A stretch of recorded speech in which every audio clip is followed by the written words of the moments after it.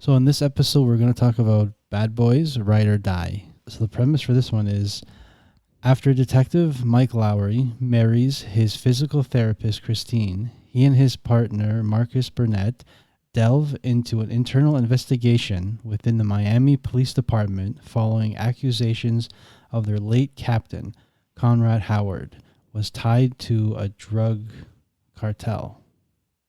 Mm-hmm. Yeah. So I realized that this was the fourth movie. Did not know the third movie came out. Yeah. Yeah. Yeah. Okay. So I had to watch that too, and then I understood the whole premise. So if you haven't watched the third one before you want to watch this one, you need to watch the third one, because then you understand where like the sun comes from.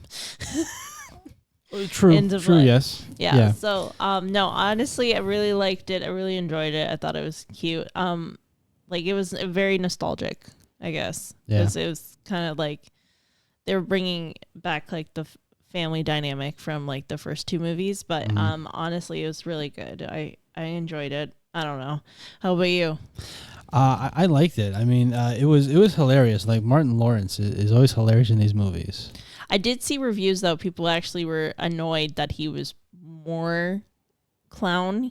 Clown-like? Yeah. He's always been like that in these movies, though. Yeah, that's why I was very confused about, like, I read the reviews and I was like, oh. And then I watched it and I'm like, did you guys watch the first two? And that's what makes their partnership work. It's because he's more of the Joker and Mike is more serious. Yeah. So I actually like that. No, I really enjoyed it. I thought it was cute.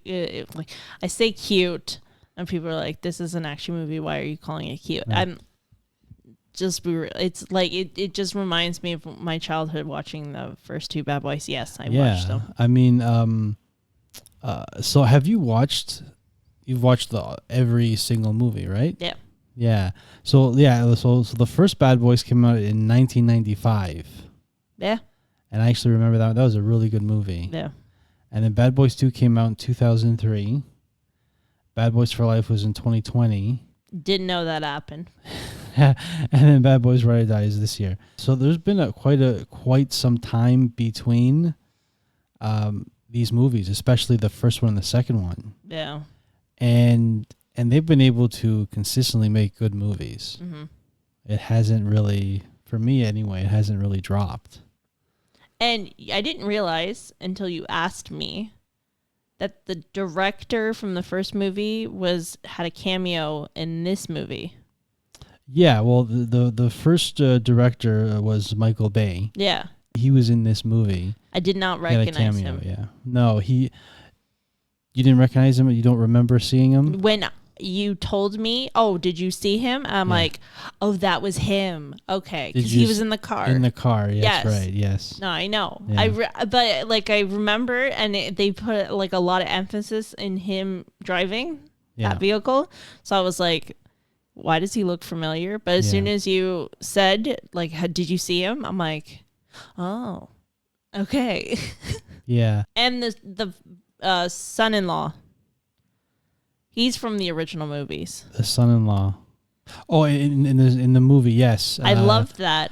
Yes. And he had a kick-ass scene. He had an in this one. amazing scene. Yeah. That scene actually made me think of what about the next movie? Because that fighting makes me think that he's ready to step up in the next one. I liked it because he's in from the original. Yeah. I'm kind of disappointed though that the original actress didn't come back. I didn't notice, to be honest. I didn't. It was a completely different actress, and really? I don't remember the original actress's name, but I'm like, this is not the same woman. Yeah. Also, they changed. There was actually from the third movie to the fourth movie, I think there may be one other character that changed. I can't remember. I have to look back and see if they're actually the same. She probably just grew out her hair and had a different hairstyle, and I just can't recognize her for the life of me. Yeah. But I love the fact that Vanessa Hudgens was in this film. Yeah, was she in the other ones? She's in the first two, obviously. Yeah, she's way too young to be in not the first two. She's in the last two. Yeah. I did enjoy that. But yeah, no, I liked this movie. It was nice. It was cool. Yeah, I mean, there was tons of action, and I like the way it's actually filmed. It was definitely way more intense Very than I intense, could yeah. imagine. The first two being like there was the plane thing that happened, and it was a lot. But I definitely liked it. I liked the idea of like almost like an existential crisis going on with both characters. Yeah. Oh yeah. Did I mention to you that Bad Boys 2 is actually the reason why I got interested in like movie making or like filmmaking? Shut up! No. Getting interested in how they make movies, basically, and watching behind the scenes footage. Oh. There's one scene in Bad Boys 2. It's basically about drugs. I mean, all the movies are really about drugs, right? So the two characters, Martin Lawrence and Will Smith, they go into a house where they have a shootout scene with some Haitian gang members. So Will Smith is standing against his wall, and on either end of the wall in this house there are two doors.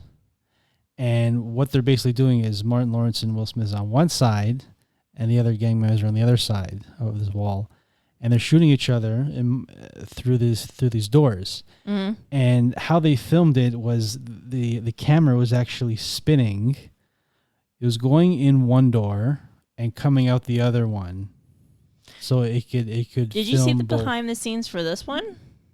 Not yet, but I will. Oh, because that was one of the things I watched before I watched the movie. There was they actually do that almost the same kind of camera technique with the shootout in one of the scenes. Yeah, so like that kind of spinning motion or going from room to room. Yeah. So it was like going through bullet holes in one door, going around the room, and then it was coming out through another bullet hole in the other door on the other side of the room. I thought, like, how in the hell did they film that? How did they do that? And then I researched, went online and saw some footage, and how they did it was basically the two doors on the end of the wall weren't real doors; they were just green screens.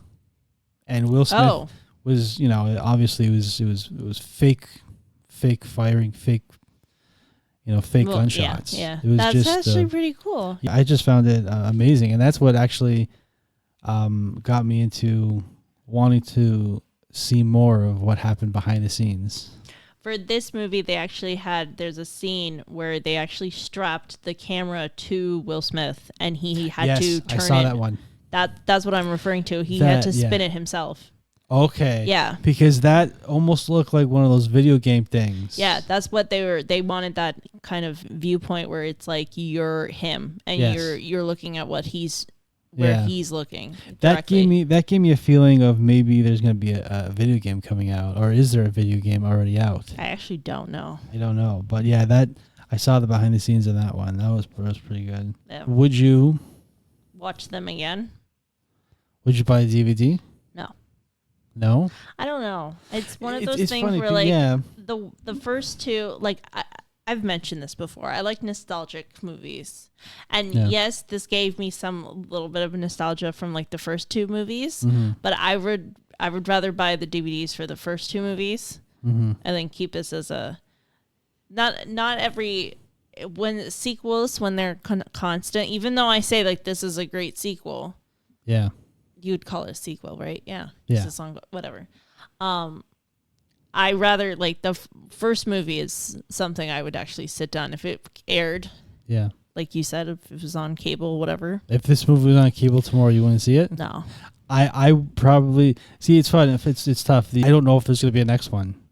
Right, so you keep buying the DVDs. I don't know if there's going to be a next one. There might be one next year. Maybe in like 10, 15 years from now, if it was one of those things where like I see it. Yeah, I would totally. What I would say is like I would buy the complete box set. That would be cool. That would be nice. Yeah, and then you watch all of them at once. Yeah, or not which all means once, but yeah, I can't really buy a box set now because I don't know if more are coming out. You know what I mean? That is true. So, but yeah, like in that kind of sense, I would buy the DVDs. Yeah, and I would definitely watch it. If it was on cable tomorrow. Yeah. Yeah. Anything else? No, I'm good. I liked it. It was actually, I was surprised. I kind of hesitated for a second to watch it.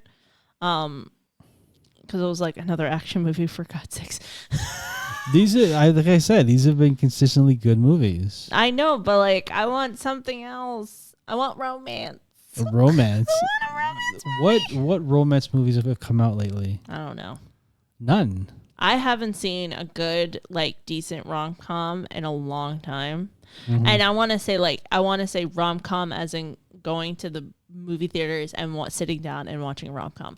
Every rom-com I've watched recently has either been on Netflix or Prime.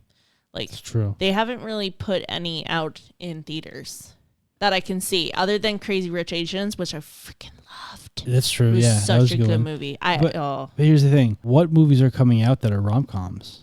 Oh, God knows, not in theaters. I think there's like two. No, that's not a rom-com. There was one I saw. I'm pretty sure it was another action movie.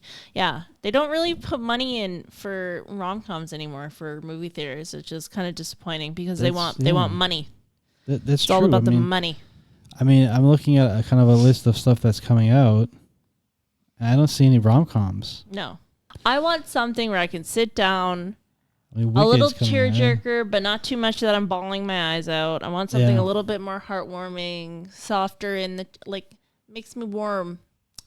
Yeah, there's nothing I can see. Nothing is, it's kind of sad. They don't like to they don't want to put money down in theaters because they want the money. They want to make sure they can get 4 times as much as the money, and that's usually not the case. And the reason is, I mean, I'm looking at the quick list of movies that are coming out this year, and what I'm noticing is, like, these are all sequels or remakes.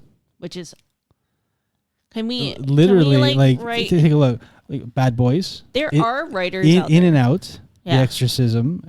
It's different, but it's kind of same concept. Quiet Place. Despicable Me 4. Twisters is like a remake sequel type of thing. Deadpool.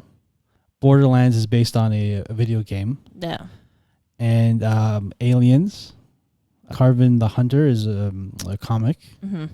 Beverly Hills Cop, Beetlejuice, Transformers, Saw, Joker, Smile 2. Oh my God, you're gonna keep listening. But what I'm saying is, it's because these have like already built-in. They have a fan base. Built-in fan base. So like it's easy money. Exactly. They don't want to try hard enough. That's why there's no rom-coms, because the rom-com has to start even with the rom-coms audience. that have come out in the last 20. Yeah, the last 20 years at least. They came from books, and there's writers out there. They just don't want to they just don't want to like invest. They don't want to put their money down and actually take a chance. They don't want to take the chance. And here's the thing: like, who would be better at taking those chances? One of the big studios? Would they take the chance, or is it better with the streaming? Could they make could the streaming They're services making more profit in the streaming make a cheaper movie, but still have it profitable on the streaming? So that's why. That's the thing. If the streamers don't do it, I don't think the studios would. Listen, you have to think about it this way. The only way these studios were turned into studios in the first place is because they did comedy movies, they did romance movies, they did all those. Action movies didn't pop up until like what? Well, I don't know when, but early 21st, later on, like in our lifetime. Yeah, probably maybe 10 years before we were born. The superhero movie got popular within our lifetime. Once that happened, it was like everything was up in the air. Yeah. But if you think about it, like how did these studios even show up? Like, go back to your original, not the original movies. Like, we don't need another Sound of Musical or whatever. But here's the thing: those are the ones that are getting remaked. Like, all the Disney movies are getting remaked into live action because they already have that fan base as when they were animation or originals. And those are the only ones that they're making. To have a little bit of hope for like our generations, like the writers that are coming out now that are trying to hustle and do all that shit. Like, just invest in them. It's So true. like, It's true, but that's the key word, invest. And are they going to get a return on that investment? they will. They just need to work hard on it. I don't know. People think they know what the audience wants. The studios think that, we know what the audience wants. Do they really? Yeah. Like they're supposed to know what makes money, and maybe that's why they're doing. Listen, what they're there's doing. some times where they make remakes and you can notice them. They're not good. No, it's very tough to do remakes, and even like prequels are even harder to do because you can basically predict how the ending is going to go. Yeah. That's the same for every movie, but it's tough to do prequels and sequels and keep it consistently good. Yeah. Yeah, one day. One day. Probably not when I'm in my youth. They'll go back to the beginning. I don't know. Oh. I can't keep watching these damn action movies anymore. I'm tired. I think we have to write our own romantic. Like I have ideas for movies that I am kind of dabbling with writing. Yeah. Do I have a rom-com? You told me you had a Lifetime movie. Yes, I do idea. have a Lifetime. Which that's its own little. One of those That's Hallmark type movies. Yeah, those are like their own little beasts. Yeah. What would you consider? What movie would you consider? Like, what type of movie? Romantic Like comedy? Made in Manhattan. Made in Manhattan. Like that one. Or even The Wedding Singer. Yeah. That was good. Okay. I miss movies like that. I know Adam Sandler. He's trying right now. He's making his own money. He's doing his thing. But I want one of those again. Yeah, I don't have a romantic comedy. There's a few comedies with like relationship stuff in there. The Wedding Planner. So those are J-Lo movies. Yeah. Those are the movies she needs to make. Wedding Planner again. Yeah. Yeah. All right.